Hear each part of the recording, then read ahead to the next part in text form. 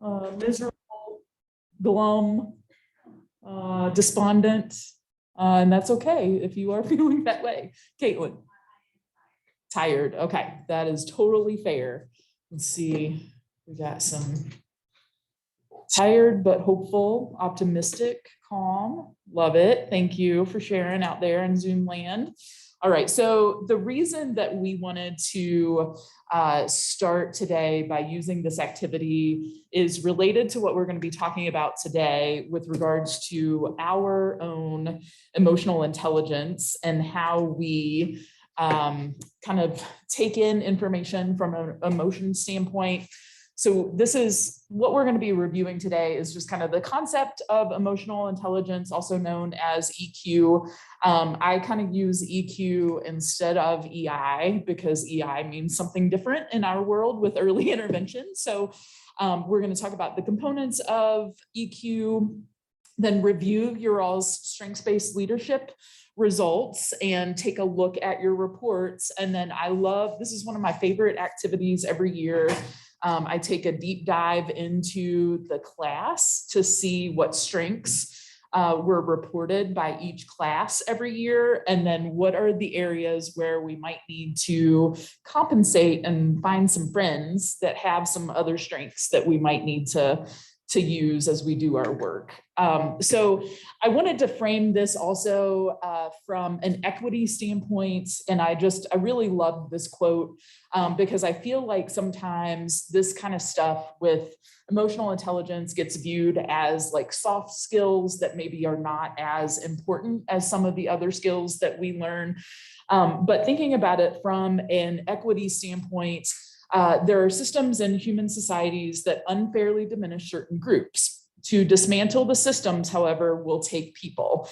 So we must start with the inner work, the heart work of equity. So that's what we're going to be kind of going over today, is thinking about, from your all standpoint, what is the emotional intelligence kind of competencies that you all bring to the table, and how can we use those to build systems that are more equal and just for everyone that we work with.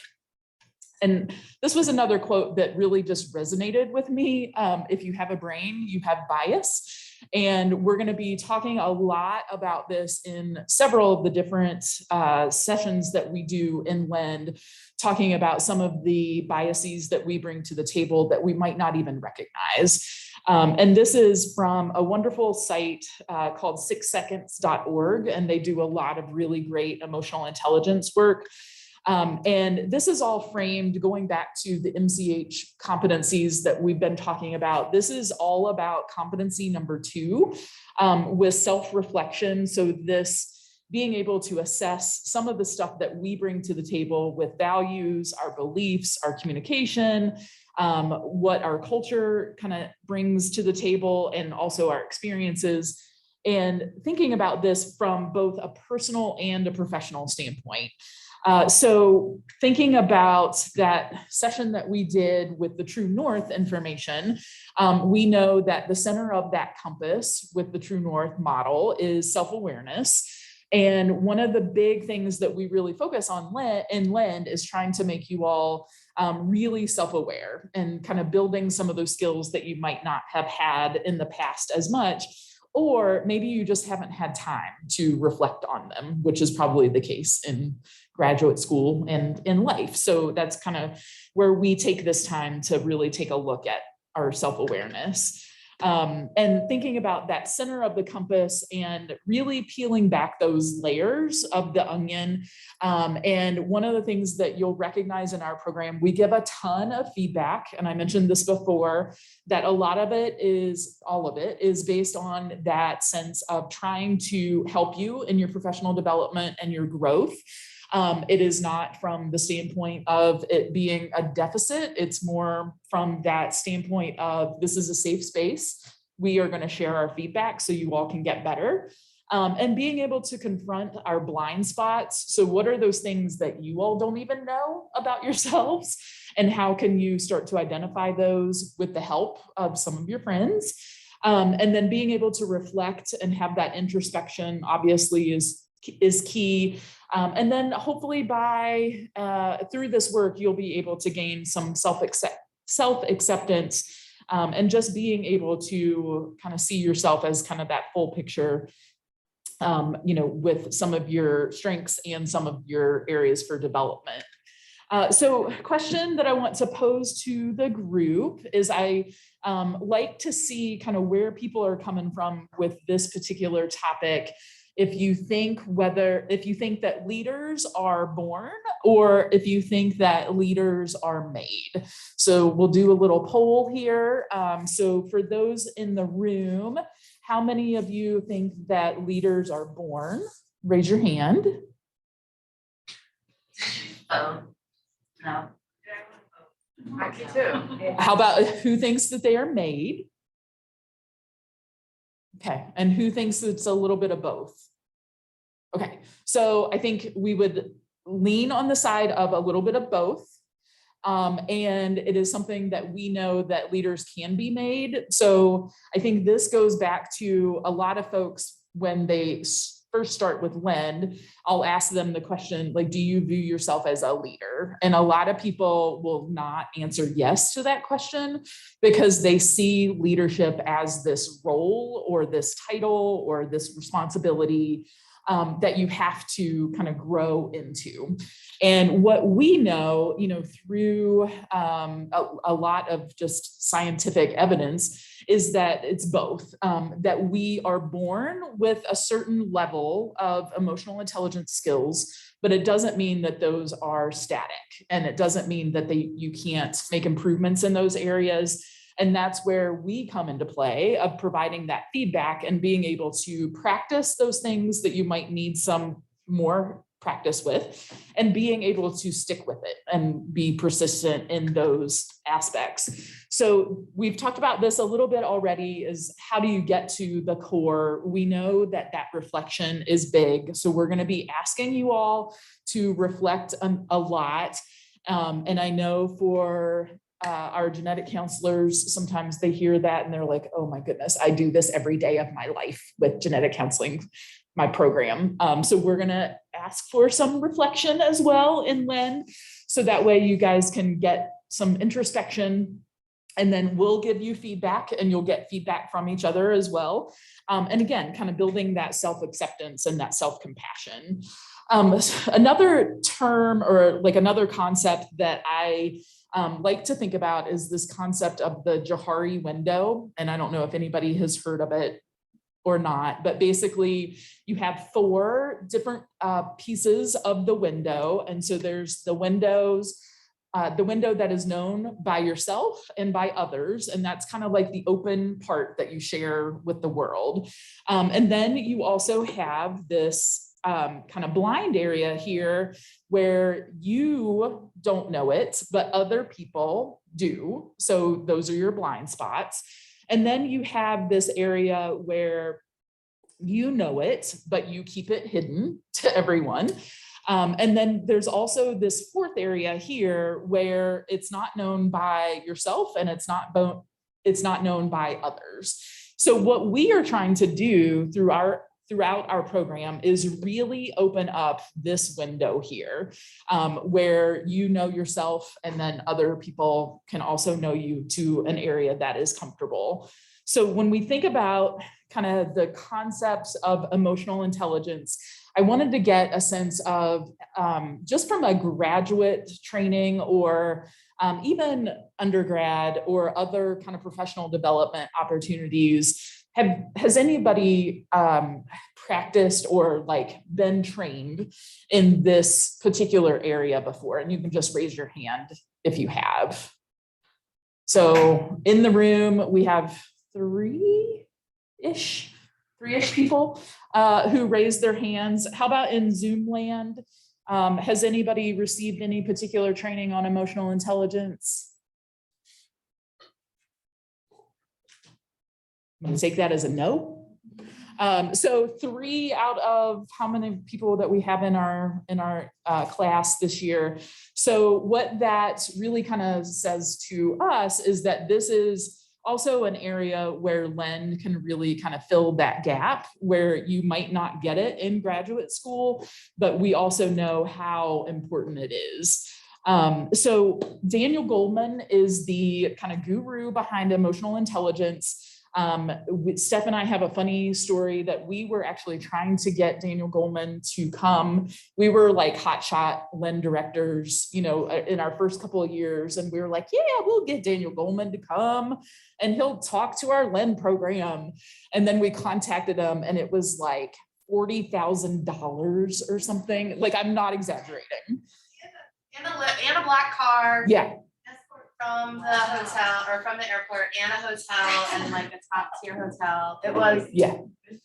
Like, get out of here, Daniel Goleman. So instead you get Jen Smith talking about Daniel Goleman's stuff. But he really is kind of the father of emotional intelligence and really thinking about how we recognize our own feelings, and then also how do we motivate ourselves to kind of get things done, and then being able to manage those emotions and manage relationships. So when we start to look at emotional intelligence, it becomes this really, like I said, it becomes this concept that I think a lot of people hear it and they're like, oh, like, we don't need to talk about that. That's the people stuff. That's the heart stuff. We are focused on outcomes and we are focused on revenue and we are focused on process. And what all of the research says is that it is the common factor that underlies all of the most effective leaders is emotional intelligence. So what we are seeing is that you have to have a certain level of IQ and a certain level of technical skills to be able to do the job that you're in. So when thinking about the different disciplines that you all are in, let's think about like those thresholds, like what are some of the technical skills that you all need? So Amy, for example, in psychology, what is it that you all need? Writing is a really basic one. Yep, okay. Communication skills, Yep, writing, communication. some kind of statistical stuff, at least like read charts Yep. and graphs. So some good old stats. Yep. How about Bailey, our genetic counseling friends? I would say communication's a really great one. Okay. Because we're talking with patients and explaining complex things a lot of the time. Mm-hmm. Research and statistics is also really important, just being able to understand genetics is always changing, so being able to be on top of that and relate that to patient care is also really big. Okay. How about we'll have, I was trying to think of somebody that might be doing different. Caitlin, let's go for you. Yeah.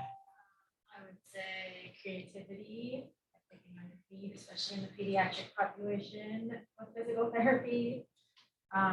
Patience, clear communicator. I think is a, sorry guys. Yeah. Gotta make it accessible for all. Yeah. Thanks, Steph. I said creativity, patience, clear communication, pretty active job too, just being on your feet all day, running around with kids. I get pretty sore and sweaty, Yeah. things like that. Okay, cool. And what's interesting about your all's responses is that a lot of you had some of carryover, like with communication and patience and creativity, and those would actually kind of fall into like these EI, like, or EQ areas, versus like doing a standardized test, like giving a standardized test, or doing a like another type of performance measure that you would give kind of as a part of your diagnostic evaluation process. So what we see is that people who come can do that. They can all do those things. That's like kind of a minimum, but what really sets people apart are these EQ competencies, and how do you leverage what you have to be able to build that skill? Because what it starts to show is that as you get further along kind of in your career trajectory, the emotional intelligence actually outweighs a lot of the technical skills. That's why you see a lot of people who are in leadership positions that maybe don't have that much of a background in whatever topic it is, but they are great leaders. And we also see the opposite. So we've seen people where they have really great technical skills. They are a fantastic, let's say, surgeon. But if you put them in charge of a group of people, it might be a hot disaster because they don't have these emotional intelligence skills. So what we're trying to do kind of within our LEN program is really build on these emotional intelligence competencies that you already have. And so we want to kind of take a little bit deeper dive into, okay, when we think about EQ, what exactly is it that we're talking about? And we're talking about two different kind of domains here. One is kind of knowing our inner world. And so this is more with that internal or personal aspect. And then there's also that social piece of being able to relate from an interpersonal level and being able to have that external awareness.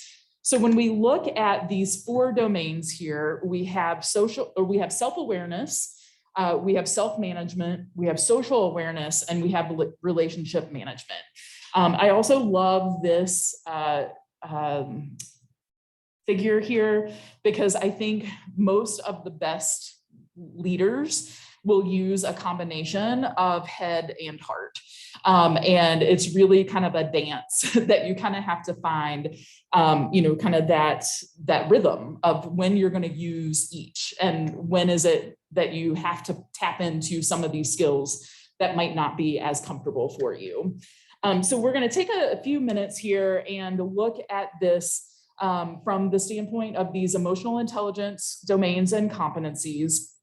And they're actually listed in a couple of different ways, given that people kind of learn differently, but they're the same content. And I want you all to just take a few minutes. We're going to pause here and think about, from your own standpoint of where you kind of think about your emotional intelligence at this point, where are the areas that you feel like you are strong, and where are the areas where you feel like you could use some development?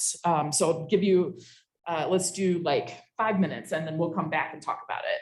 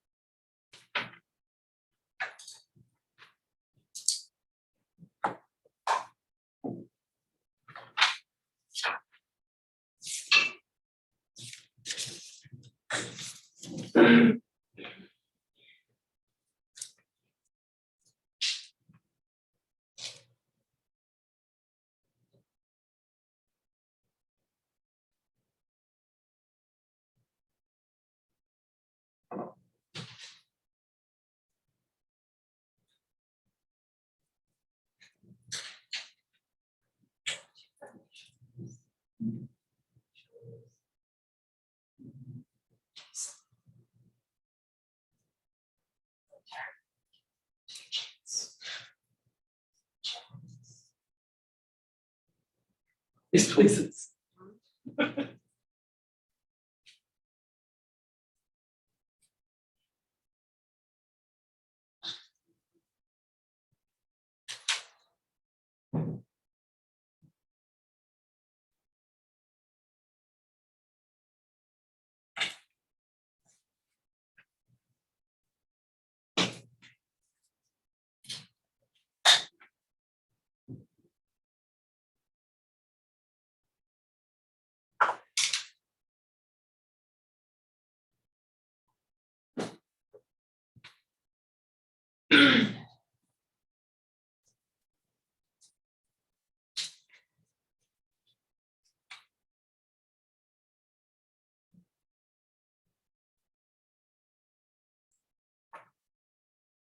Just gonna give a shout out to Suma as well, because I saw you pull up your little strengths-based assessment. Oh. Like, what exactly are my strengths?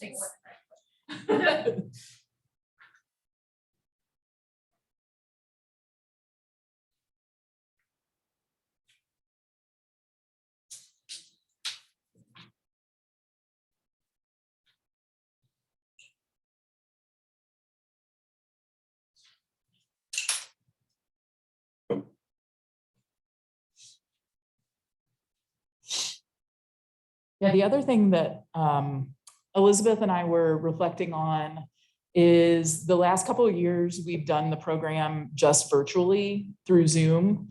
And we noticed that for folks that are a little more introverted, that people felt more comfortable like making comments in the chat box and to not like put it out there. And so that's something that I've been thinking about, Steph, is that we probably need to add in our little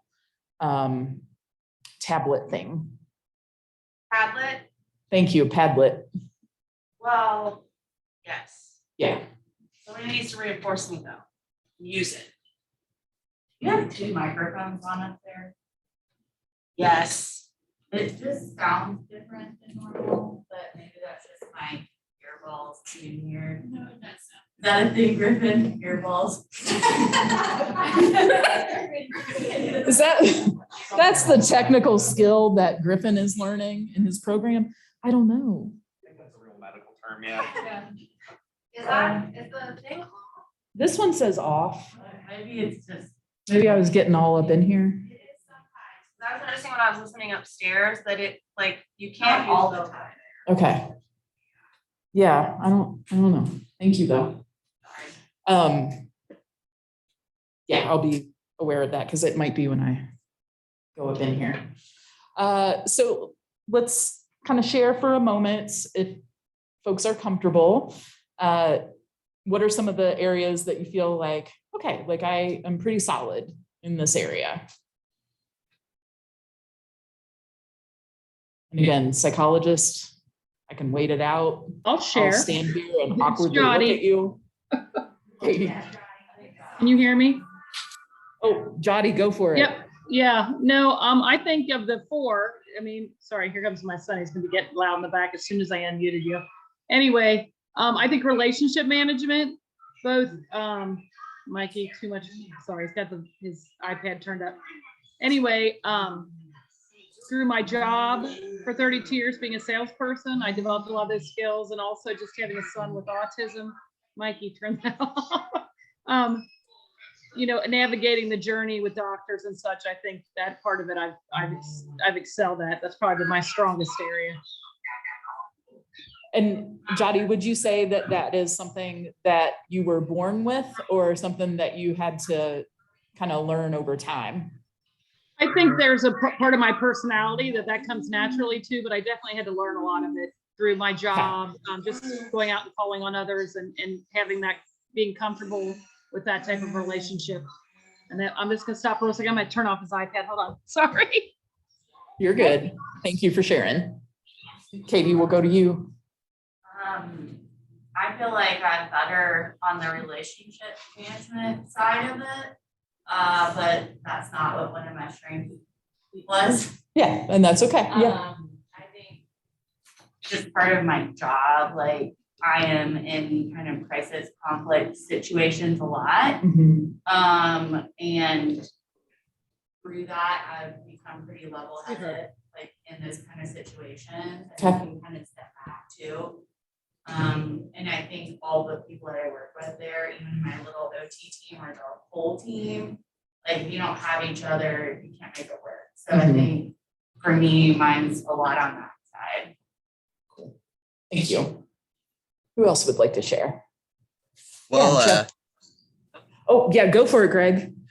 for me, some of the stuff that I feel like I really strong in would be some of the self-management aspects, like emotional self-control and the adaptability and a positive outlook. Because I feel like with a lot of the stuff that I go through, especially with a lot of stuff related to my autism, I still have a lot of certain aspects of myself that I can really hold on to that really builds up who I am as a person person. I feel like those three specific things, even though most of them I kind of been ingrained with, and sorry, my cat's kind of talking to me in the background, but those three, Your I cat does feel- not have good emotional self-control. no, he does not. But yeah, I would Yeah, definitely no, say thank the you for sharing, strongest Greg. areas should definitely be self-management for me. Okay. And what is, you bring up a good point, because I was going to say from like a bias or like an assumption standpoint, to know, Greg, that you are on the autism spectrum, that most people would hear that and be like, he can't do that. Like, he doesn't have emotional self-control. So this is a perfect example of how like we have our own biases towards others and towards other people's emotional intelligence that we also have to check. Michelle, you were gonna go next. Talk about one of the areas that I'm definitely developing in. So rather than a strength, but a place where I'm developing, I would definitely, I'm a leader in my family as a parent. And with my kids, I aspire to be more inspiring than I am, always just telling them how they should do it, or I don't know what I'm trying to say, just being more dictatorial about it, for lack of a better way of saying it. I'm always hoping to do that, to learn how to be more inspiring and motivating rather than to be sounding like I'm preaching or telling them what they have to do. And I'm not saying that I don't, do some other things that are right with parenting, but this is definitely a goal. I find myself looking on Pinterest for like little snippets on, little motivational things to say to your kids, or, parenting things. So. Cool. Thank you. If I can go next. Yes, go ahead. So I would say social awareness, and that is empathy.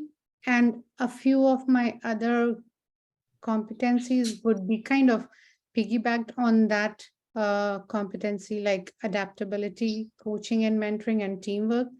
That mostly arises out of empathy or social awareness for me. Yeah, thank you for sharing.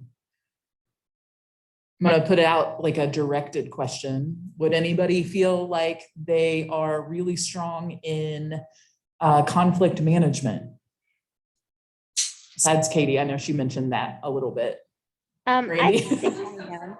Yeah, social work, it's like, yeah, there's a piece of that. I also had training in it, so And you're going to get more training later in the year? like the Crucial Conversations book, when I was starting out, I was not a hot mess, but my emotional intelligence wasn't great. Yeah. And so actually, they told me to go to Crucial Conversations, and I was like, this is dumb. But it was actually really helpful. Yeah. And then Why did you think it was dumb at first? They told me to do it. Yeah. So I was like, what? You're the one here. Yeah. Yeah. But then I came back to it again when I was in school at Xavier, circled around it again, and I was like, this is different for me now. So it's not like I'm in trouble and someone's telling me to do it. Yeah. So it's not something that I just woke up and I was good at it. Like, it took time and it took a lot of thinking, like internally in the moment when I'm doing things, to be better at it. Absolutely. And I think you brought up a really important point, is that a lot of the things that we talk about in here, it's going to be kind of a broad overview of things, introducing you to some of these topics, instead of taking kind of a deep dive, with the hope that you'll return to a lot of this material and you'll recognize, oh, like maybe in your season of life that you were in as you were doing Lend, maybe it wasn't as applicable as when you get your first, real quote unquote job, or you have like a conflict with your boss that you need to, resolve. Yeah, the reason I asked the conflict management, the other one is influence. Would anybody in here consider themselves an influencer? I think I am. Who was this? Sorry. Walia. Oh, Walia, that's awesome because you might be the missing piece. You might be the missing piece of our LEND program. Because we look at, like I said, we look at kind of these strengths that are reported each year, and it's pretty predictable from the standpoint of we have a lot of folks that are really, really strong in these self-awareness, kind of the emotional, kind of the empathy piece, but it's that influencing and the conflict where it's like, ooh, like that's scary. So these are some of the gaps that we hope to fill, you know, throughout this year as we learn together. Let me see. I'm having a hard time with my little clicker here. Okay, so I want you all to just review this for a second. This is something that I borrowed from the 6 Seconds website. That was just a really a good tool. It made me think of a tool that I use in clinic with kids with autism a lot, where we try to get them to stop and then think and then act. And it turns out all of those skills are really important for us as well. So when thinking about what is it that you're feeling in the moment, kind of tuning into that and noticing that. I know for myself, sometimes it's easy to go on autopilot, and that sometimes maybe not being as present in the moment. So really tune in to what's happening, to know, you know, kind of internally, and then think about like, okay, what are the options that I have, and thinking about it and kind of de-escalating the situation and evaluating, okay, what are the options that I have here before I can really think about moving forward and acting on it. And I love this, you know, kind of thinking about what do I really want? So again, thinking about, okay, what is it that I'm feeling? What options do I have in this situation? And what do I really want? What is the outcome that I hope to get from this? So that is kind of a really nice tool to be able to work on some of these things pretty actively. There are a lot of assessments, and Katie, I'm curious, when you received the feedback to take the Crucial Conversations course, was that following some sort of formal assessment, or was it just kind of informal feedback? It was like, there was conflict between me and a coworker, and our manager made both of us take it. Okay, gotcha.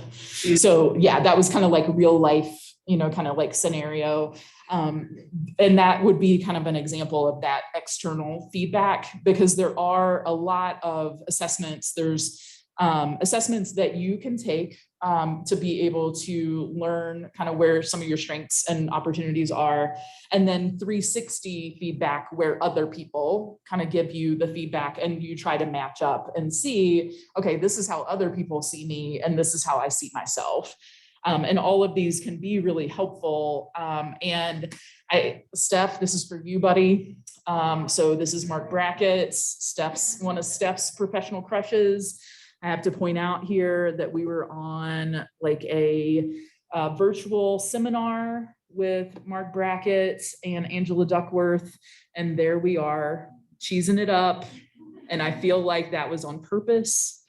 Like on everybody else's screen, it's obviously centered like that, where we're right beside of Mark, obviously. But he has a wonderful site or a wonderful center through Yale that does a lot of the work, really focused on kids. And so for those of you who are more pediatric oriented, really great site to be able to check out and how to incorporate a lot of this into childhood development. Yeah, Maria. The link is not working, is that what you said? Yes. I'll have it. We'll fix it. Thank you. Sorry to interrupt. No, so this is the question when thinking about the emotional intelligence stuff that we just talked about. We're going to do a little activity, and this is the framework that I want you all to think about as we do this. Just a question. Since emotions fuel racism, could being smarter with our feelings and practicing emotional intelligence help us individually and collectively to build communities of equity? So we're going to go through an activity. This is more just kind of a framework that you guys can use. I put this in here just as a kind of FYI. But this is the activity that we're going to focus on for the next 15 minutes or so. We're going to get into breakout groups and talk about this, because what I am hoping is that you all will start to see the connection between our backgrounds and how that builds our temperament. And I think I think maybe it was Jody when she was talking about her experience, that it's part of her personality and part of her temperament that she has some of those skills. And so what I want us to think about as a cohort is thinking about your story, how you got here from a genetic standpoint. What are your physical attributes? What are your life experiences? And what is happening in your environment that impact your temperament? And this is really helpful, I think, to be able to think about when we view others, that we have to use this same lens, that it's not just that they are being a nasty person. It is that they have a lot of these kind of foundational things that are happening that influence how they are responding in a situation. So we're going to do a little activity here. So for those of you who are on Zoom, I'm going to get you into breakout rooms, and you will first do like a little bit of individual work, and then we're going to get together and chat about it as well. So on Canvas, there is under the course materials, there is a form called temperament questionnaire. I want to make sure everybody has access to it.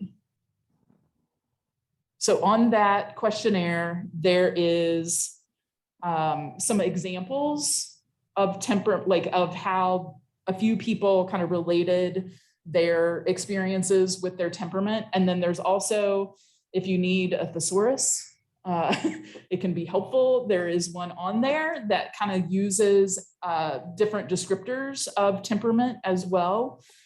So I want you guys to take a few minutes to do that on your own, fill out that questionnaire, and then we're going to come back together as a group and talk about it. Did everybody in Zoom land find the questionnaire? I don't have the questionnaire because I still have to do one more part for my badging, and I've been stuck in here. So Okay, and this is Valia. It's on Canvas. Do you have access to Canvas? no, because I can't log in because it says I have to have a company email and it won't let me do my personal email. Okay, we'll probably just have you be a part of our discussion once we get finished. Okay. Yeah, thank you. Yeah, or in the small group. Try something with the mic. If you try turning this.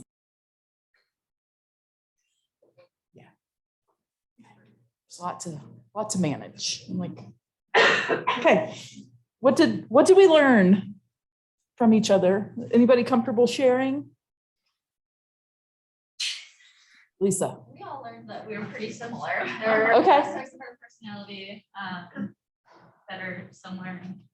Michelle actually kind of mentioned as we all sort of talked about how our moms contributed to like this personality aspect. And then as a mom, she was like, oh, it's like reassuring, but also kind of scary. That's fair. Like right Yeah. now, I don't want them to be representative of me. I need to go, oh yeah, that's what Michelle's like right now. Oh, thank you. Yeah.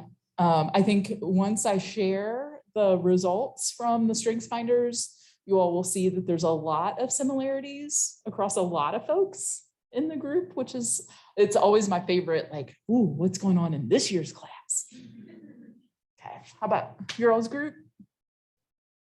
Anybody comfortable sharing? Katie and I learned that we're very different, but Pretty much opposite, but that's I listen too much. She talks too much, so. And we're going to talk about that in just a minute, about how that can be a great and beautiful thing. Okay, thank you. How about back in the back? I feel like we have like a mix of feelings. One thing that we learned is I'm kind of positive outlook, things will work out. And then everyone else was kind of like, no, you need to like think about the wrong things. That's also how my fiance is. I guess it kind of balances each other out. But yeah, that's one thing we learned about each other. Thank you. How about in Zoom land? Who would like to share? I can- can. Oh, go ahead. You go No, ahead. go ahead, Judy. Tamika. We're all the same, so go ahead. That's exactly what we're saying. We had so much in common. And I also noticed that we kind of really learn a lot from our environment and our life experiences in how it shapes our personality. A lot of the traits that we mentioned were from our life experiences, is what I noticed. I thought it was Yeah, and very it just kind of interesting. worked out that the three of you, there's three of you moms, and then Greg with lived experience as well. So it just kind of happened that way within the Zoom world today.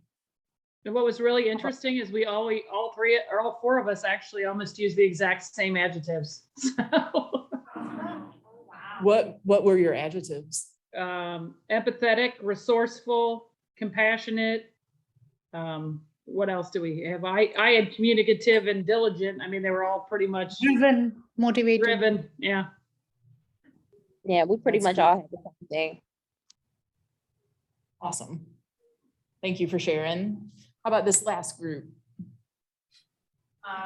We noticed, like everyone else said, there's like a lot of overlap / same adjectives being used, and then like some minor differences, but that all of the conditions were said, kind of realizing like what makes up all these reasons.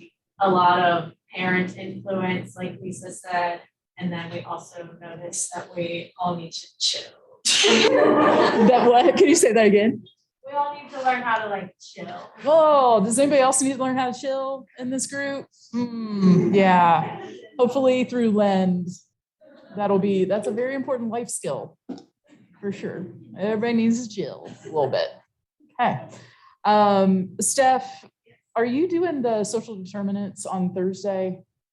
Doing life course on Thursday? Okay, I was just thinking about how some of this ties in as well to some later sessions that we're going to be talking about, just kind of influences on our temperament and personality and just strengths and all of that.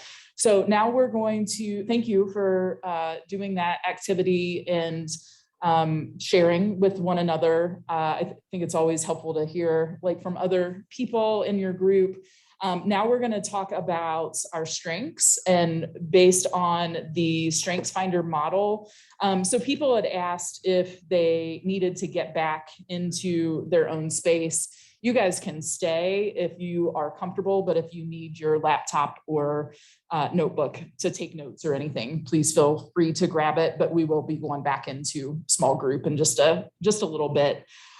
So just to provide you some context of the next little bit that we're going to be talking about is based on that Strengths Finder assessment that you all took. And we really want to emphasize what we can learn that is not, oh, now see, I'm confused. Sorry, that's right. So I'm all thrown off now because the presenter view, I know I'm rigid. I know, something that you will learn about me is I am rigid. Okay, so now I'm good. I'm gonna focus over here. So we're gonna talk about what happens when we think about what is right with people, because I think especially in the disability field, a lot of times we tend to focus on deficits and what needs to be worked on and what skills people are lacking, and probably a lot of feedback, I would imagine, that you all have been given in your life has been based on some of those deficits and some of the things that you have to develop. And so what we want to kind of rephrase is to think about what what happens when we think about what is right with people and how can we bring those people together to use their strengths, and building on those strengths that you have with your team. So one of the other quotes that I really, really love is, every individual matters, every individual has a role to play, and every individual makes a difference. So that's what we hope, just for the goal of Blend, as you work on teams, that you can start to see what everybody brings to the table, and it doesn't have to be the same as what you bring. And so something that will be interesting in these groups is that I think a lot of you all do bring some of the same qualities when thinking about those relationship building and kind of that people side of things. But thinking about what is it specifically that you bring to the table, and what role is it that you really, really want to play on your team. Because when we look at things from a strengths-based standpoint, we see a couple of things emerge from the literature. Number one is that the most effective leaders really, really do invest in strengths and take that strengths-based approach. And then also making sure that you're surrounded by the right people, and that you bring the right people together, and that you know what people who are going to follow you, what they actually need. So I think that that's something that sometimes we forget about, is what are the people that we are guiding or leading with, what is it that they need? And so the key aspect that we really think about is a quote from Jim Collins, who wrote a really great book called Good to Great, all about getting the right people on the bus. So you will hear Steph and I say that pretty frequently, is that we're just trying to get all the right people on the bus. And in addition to getting the right people on the bus, we're also trying to get the wrong people off of our bus, and know that it just takes one kind of bad apple, to kind of ruin the bunch. And so we want to get the right people on the bus, the wrong people off, and then also get the right people in the right seats. So thinking about those roles and what is it that you play, and then you can think about where is your bus going. But thinking about the team that you put together, I think is going to be really, really essential in any task that you guys do. And especially as you move forward in your trajectory, you're going to be leaders of people, and you're going to be leaders of groups and teams, and thinking about how you bring those people together that might complement your team is going to be really, really important. So when thinking about the 4 basic needs of followers, these are the ones that emerge, is that they have to build trust within their team foundation. If they don't have trust, it's going to stop right there. They have to be compassionate. So thinking about people first, being stable and having that stability to be able to kind of stay calm in any type of situation. And then hope. And I think that this is particularly important with the population or the community that we work with a lot, because we often hear, and I'm going to tap on the family folks and Michelle, because I feel like this hope aspect is often one that we hear from families frequently, that it was the provider that provided hope to my family, and that they gave us this glimmer of what could be with my child and those strengths that they had, versus this is doom and gloom. Your child is never going to fill in the blank. So I would love to pause there and hear from the family perspective, especially related to the session that Elizabeth just did. So Michelle, I'm going to put you on the spot if you don't mind. Well, it was a long time ago that I had my son go through DDBT. He's 20 now. And I don't have any recollection of any practitioner not doing that, not being helpful and telling me, with these supports or interventions that your son can, do X, Y, or Z. There was one practitioner that I remember, who was I think it was a speech therapist, tell me something pretty negative. They said something like, you should pay me double for seeing your son. What? Yeah. And it was, it was a different location. It wasn't base. But talk about taking away that hope and thinking, oh my gosh, like, okay, you're feeling overwhelmed with how to help my son with the speech or whatever. What am I supposed to do? She left and I was assigned, he was assigned to somebody else that actually ended up being amazing. Awesome. So, yeah. No, sorry that you Thank had you. that Yeah. experience. Yeah, and so I think it's important for you all to think about, in this traditional sense, when we say followers, it, makes it sound like this is like a position, that you're in where you have like a team of people. And that's definitely going to be the case for a lot of you, is that you will be guiding teams.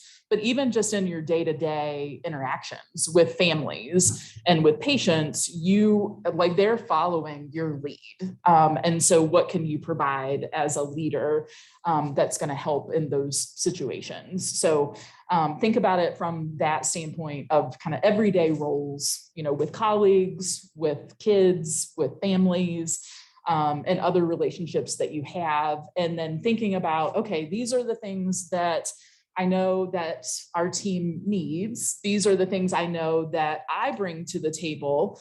And we have to think about, like, what is it that makes a good team?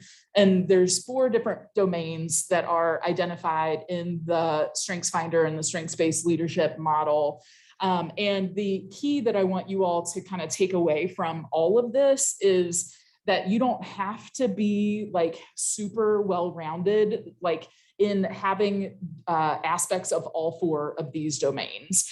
That's very, very rare for people to have kind of spread across, but your teams need to. So for example, if you think about this team up here, they might have different needs that they need to find in partners and colleagues that would fill in those gaps than the team back in the back. And that's what we're going to take a look at in just a little bit. But the 4 different domains that we are going to really focus on are these domains of executing, influencing, relationship building, and strategic thinking. And I'm going to go through each of these relatively quickly because it's not as important, kind of the specifics. It's more thinking about the domains of like what goes into it and kind of the gist of it. But with the executing, this is kind of that concept of knowing how to make things happen and being able to have that mindset of just putting things kind of into action and making it happen. Then some of the things that fall into the influencing is being able to kind of sell the ideas and get the word out there about why this is such a great idea and why you kind of need to buy into it. And then we have the relationship building, and that is kind of the glue that holds the team together. And then we have the strategic thinking, which is taking the information, kind of analyzing it and helping with decision making. So I'm going to share, this is also something that always makes me giggle. So Steph and I take this, and it's a perfect example of the compliments that we bring to one another when looking at our strengths. And I realize now that that yellow is terrible. Sorry about that from an accessibility standpoint. But when looking at like our top strengths, I have 3 in relationship building and don't have any in the influencing. Steph has some influencing, but no strategic thinking in hers. So when thinking about how that plays out, like it's a perfect complement to like our different styles that we have found, kind of what works like within our style, because we can complement one another. So what we want to kind of take a look at next is how our class kind of shapes up here. So when looking at the number 1 strengths, this is kind of what I did, is try to identify, okay, what are the number 1 strengths that the class reported? And so 25% of the class reported restorative as their number 1 strength, which I thought was very interesting, because I think that might be the first time that we've had kind of that, that makeup of our class. And then what's interesting, let's take a look at this next slide here. This is the domains of number 1 strengths. So this is saying that we looked at all of the number one strengths that everybody reported. These were the domains that they all fell into. What's missing here? Influencing. Yeah, so nobody reported an influencing strength as their number one strength. Okay, then if we look at the top 5 strengths, so this is when looking at any of the top 5 strengths that were reported across the group, only 5% of the top 5 strengths reported were from the influencing domain. So we have a lot of relationship building. We have getting things done. We have some strategic thinking. So when we look at what was reported, the most strengths, we have the restorative, the developer, the relator, harmony, achiever, discipline. Then if we look at what Restorative mean?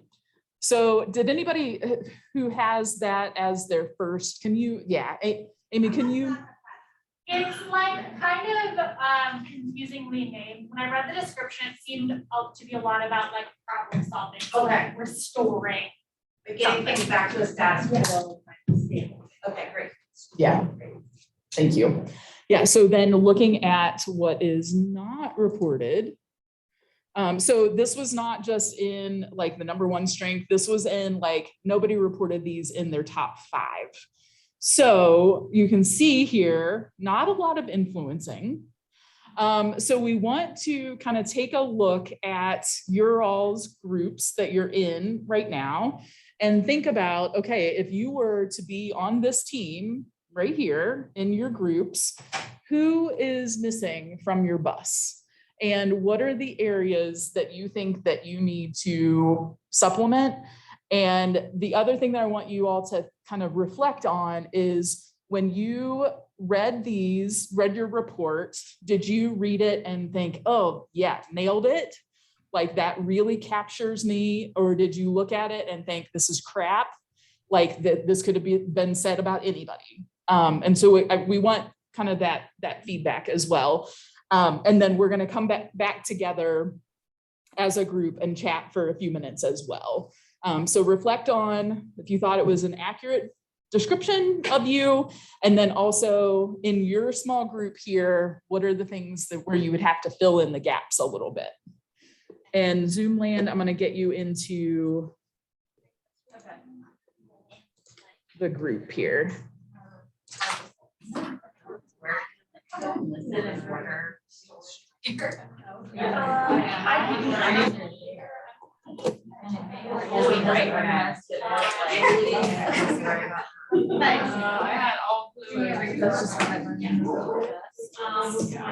I think they are listed. Okay, but I would have to share. It's like really would be before we took this. Yes. Like the European sites or whatever. I believe that those go in order from 1 to 5. It was like. And it has the discussion after. Yeah, that was a good question that got brought up that I'm hearing in the discussion is like the order in which things are reported is based on how they're listed in your report.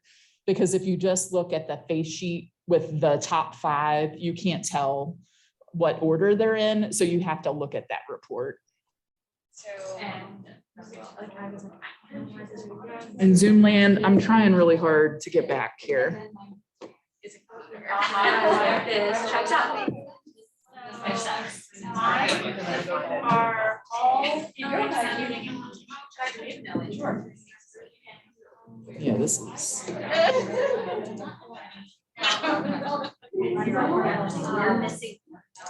I have mine, so mine are executing, influencing. But I have a couple of executing. But yeah, mine for the leadership. Hey, Lisa, can you help me out for a second? I can't see. I'm using my help card. Use your help card. Well, you have it.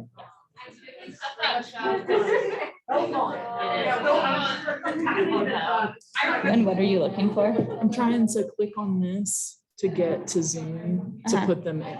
It should be up at, if you look at this top other screen. So now move your mouse over to like, yeah, there you go. And then to go into breakout rooms, hit participants, go over to the left Yeah, I can't see that and far. then drop down. Oh, thank you. Okay.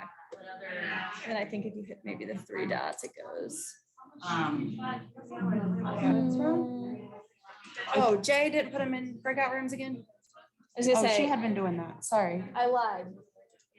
There you go. I can't see. I know, we need to make it bigger. Thank you. Yep. But we didn't Yeah. talk, we managed to have a conversation, so. Ladies, we'll get you your books. Talika and Leah. What about you and Greg? Okay. Jotty. I took it, so I'm done. And Greg did as Okay. well. Did I you took feel it like too. they were accurate kind of strengths based on what you know of yourself right now? I think it was very accurate. It actually surprised me that a quick survey People like in that the would be room so come back, accurate. and So, we're going to share some feedback from each of the groups. What about you, Greg? And would love to hear from the Zoom. Yeah, group. like If like Jody, I felt like it was extremely accurate with how it sort of gauged a lot of my strengths and a lot of my personality involving how I see myself as a leader and such. awesome. Thank you all for sharing. How about in the room? We'll do this group up here first. When it comes to domain stuff, we like, as a group, we have like 4 domains. But when you like say which one is like probably the most, we have like executing and relationship building is like the, we have like more compared to others. Okay. We have only one influencing factor. Yeah, Lisa's got some woo. If anybody needs woo, Lisa's got some. Katie, I remember Woo. you got some woo. Mhm. And she's the only one with strategic thinking in our. Okay, yeah, so Michelle was the only one with strategic thinking in that group. Okay, so thinking about how to balance each other. It sounds like you have kind of some dominant strengths, but then also complements to one another. Great. Something that I didn't get to share because we came back is I wonder if it's kind of like life stage of, we all noticed Michelle had some more of the unique characteristics, whereas we shared more in common. Yeah. Yeah. Yeah, for sure. And it also might be that you change it based on context. Yeah. You know, like I've had some people say that, well, like I'm this way, kind of more this way at work than I am within my personal, life, all of that sort of thing. Yeah. How about this group over here? We had no influencing. No influencing. Okay, so you have to get somebody on your bus that has some influencing, or you're not going to get the word out. You're not going to have any woo. You'll get it done for sure. Nobody will know about it, but you'll get it done. Did you all feel like it was accurate based on kind of your self-awareness right now? Okay. All right. Okay. How about this group over here? Yeah, we also have all of Okay. factors in our group. And we also did think that it was relatively accurate. Some was a little surprising, some were a little surprising, but still accurate when you thought about it. Okay. Yeah, Katie. I thought it was interesting what you said and what Lisa said about like different stages in life. Right, took us like 11 years ago, and 3 of mine are the same. So I'm like, okay, cool. But now one of mine is responsibility, and I'm like, that definitely is because I'm like in a different phase of my life than I was when I was in grad school. Yeah. Has anybody else taken it before? Sorry, Katie, didn't mean to interrupt. Yeah. What was yours like, Elizabeth? I took mine 2 years ago when I first started grad school, and I have 2 the same, Two of the same. Okay. less than I thought. Yeah. I think it's more accurate. Okay. All right. How about in the back? We have no influencers. as well. Okay, no influencing. Okay. Mm-hmm. Building, like different. Yeah, lots of relationship building in Lind, for sure. Yep, okay. Did you feel like it was pretty accurate? I think for the most part, the only thing is like sometimes we would read into questions and not have enough time to answer it. So that's my only thing is like. Sure. More time. would it- Yeah, if you had more time, you'd probably think about it more. And how would that kind of impact your responses?